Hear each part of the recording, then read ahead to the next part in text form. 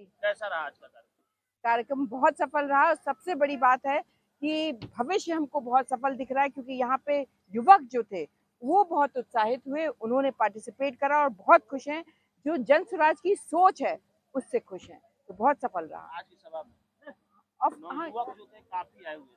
जी, नवयुवक का सबसे ज्यादा पार्टिसिपेशन था। आपने लास्ट में देखा होगा किस तरह से आके उन्होंने अपना जोश और अपनी सहमति हम लोगों के संग व्यक्त करी कि वो इस कार्य में इस मिशन में कैसे जन स्वराज के साथ जुड़ना चाहते हैं, तो इसलिए बहुत शाहपुर मॉडल की आप लोग बात करें, शाहपुर विकास मॉडल है क्या?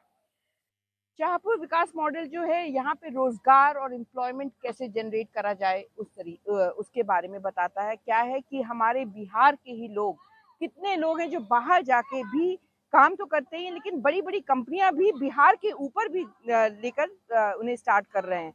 क्यों नहीं हमारे लोग, हमारे बच्चे, हमारे युवा यहीं पे रहकर कंपनियां स्टार्ट करें, काम स्टार्ट करें, औरों को एम्प्लॉयमेंट दें।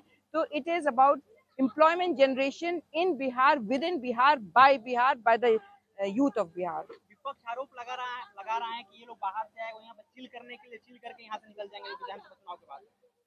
अब पिछले 1.5 साल से तो हम यहाँ हैं, लेकिन उनका तो काम है आरोप प्रत्यारोप। तो उनसे ये पूछिए कि जितना हम मिले हैं पिछले 5 साल में या 10 साल में या 15 साल में, कितना वो एक एक जन से मिले और उनकी समस्याओं को जाना है, और अगर जाना है तो कितना उसके लिए सोल्यूशन निकाला है। ये केवल आरोप लगाने वाली बात नहीं है, इसमें आप सब जनता जानती है। सबका यही कहना है कि हमारे विधायक तो हमसे मिलते ही नहीं है, कभी हमारी समस्या सुनी ही नहीं। तो कहने को तो वो कुछ भी कह सकते हैं, जो असली में यहाँ काम कर रहा है वो यहाँ पे चिल करने नहीं आया है, काम करने आया है। चिल तो वो यहाँ पे लोगों जनता को बेवकूफ बना के अब खुद कर रहे हैं। शाहपुर विधानसभा के विधायक जी का दावा है कि हैट्रिक लग रहा है, कोई लड़ाई में है नहीं, एक तरफा जीत रहे हैं, काम किए हैं। बढ़िया काम करें तो जीते, और अगर काम नहीं करें तो उनको तो प्रत्यक्ष प्रमाण मिल जाएगा नवंबर में, जब जन स्वराज आएगी और उनको मुंह तोड़ जवाब मिलेगा। शाहपुर विधानसभा की एक मूल समस्याएं हैं, हर वर्ष ये आते रहती है बाढ़। जी और आप लोगों ने बाढ़ को लेकर जो जी संसाधन विभाग के उनसे जी मिले, जी। क्या संभावना मिली वहाँ से? देखिए, बात ये कि सबसे दुख की बात है, जो आपके विधायक जी कहते हैं कि बहुत काम किया है उन्होंने, और हर साल बाढ़ से ग्रस्त यहाँ पे लोग होते हैं।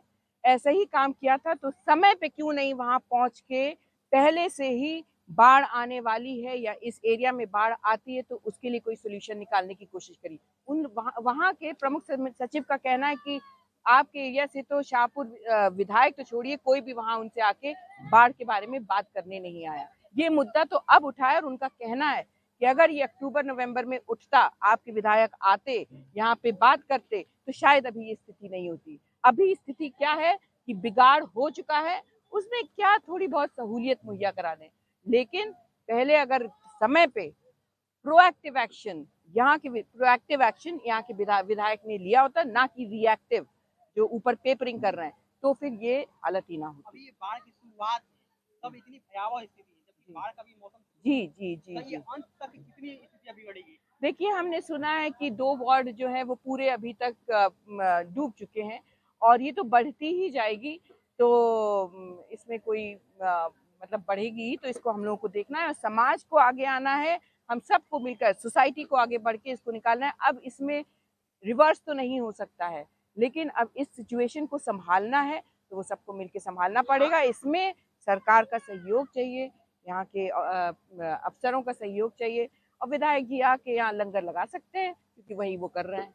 भाजपा के नेता और जिला परिषद सदस्य गंगाधर पांडे का कहना है कि जो जवैनिया में 9.5 करोड़ का लूट हुआ है, उसमें वहाँ के ग्रामीण भी शामिल हैं। सीमेंट के जगह पे मिट्टी बोरी में भर करके डाला गया है।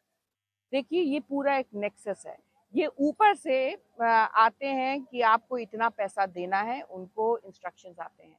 इसमें सरकार की मिली-जुली भगत है। कोई अपनी, अगर ग्रामीण लोग भी हैं तो उसमें सबका मिली-जुली भगत है, और यहाँ बरगलाया गया है ग्रामीण निवासियों को, उनको धमकाया गया है, इसलिए उनको ये काम करना पड़ रहा है। वरना कौन चाहेगा उनका घर और डूब जाए, उनकी बनाई हुई गृहस्थी पानी में डूब जाए। जी के द्वारा 125 फ्री देने की बात कही गई, जिस दिन से ये बात कही गई उसके अगले दिन से है लाइन की स्थिति काफी मतलब नाजुक है, बहुत ज्यादा कट रहा है, क्या कुछ कहिएगा? पहले ये बताइए, उन्होंने चुनाव के 1 महीने पहले क्यों दी? उनको देना ही था। अगर मंशा थी कुछ करने की तो समय पे करना चाहिए था।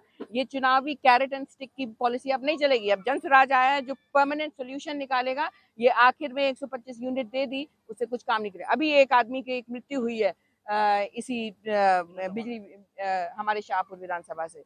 तो स्थिति तो बहुत ही खराब है और लास्ट में ये लोग जनता को बेवकूफ बनाने की कोशिश कर रहे हैं। बिजली देने का इससे कुछ फायदा नहीं, ये सब दिखाने वाली बातें हैं और इसीलिए कट रही है। शाहपुर विधानसभा से अगर आप जीत दर्ज करती हैं जी, तो आपकी पहली प्राथमिकता क्या है? मेरी पहली प्राथमिकता शिक्षा रहेगी।